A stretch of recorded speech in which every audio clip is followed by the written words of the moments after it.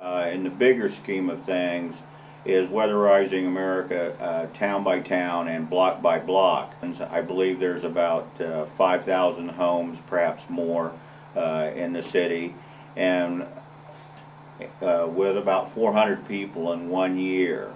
It would take probably about $50 million to weatherize Athens, and that's the stumbling block. How do we come up with $50 million to weatherize a town in 1 year? But what is $50 million?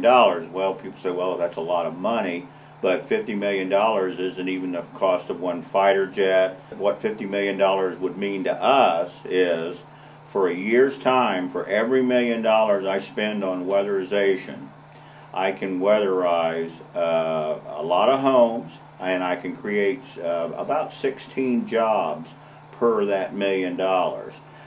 So it's not only talking about weatherizing Athens, it's talking about economic stimulation.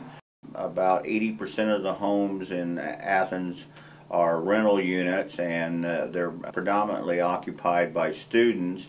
And all across the world you have student housing where there's no incentive to make these homes more energy efficient.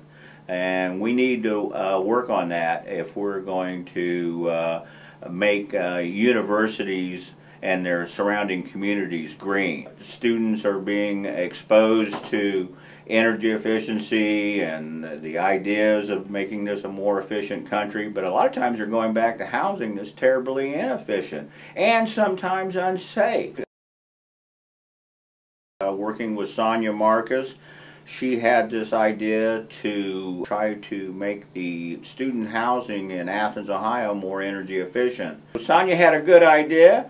I think it can be the beginning of a model for universities to use all across the United States. She developed a project called the Greenhouse Project, and it was basically set up to provide energy audits to homes at no charge to the owners, and then once the audit was performed, to provide a written report and a work order to the landlords, which they could then use to go out and purchase energy efficiency measures for these homes.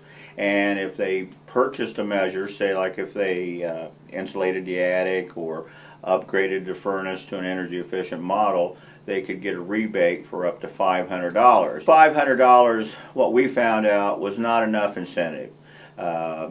Landlords are, of course, trying to make a profit on rental housing, and still, again, it's not to their best interest or economic best interest anyway to weatherize their housing.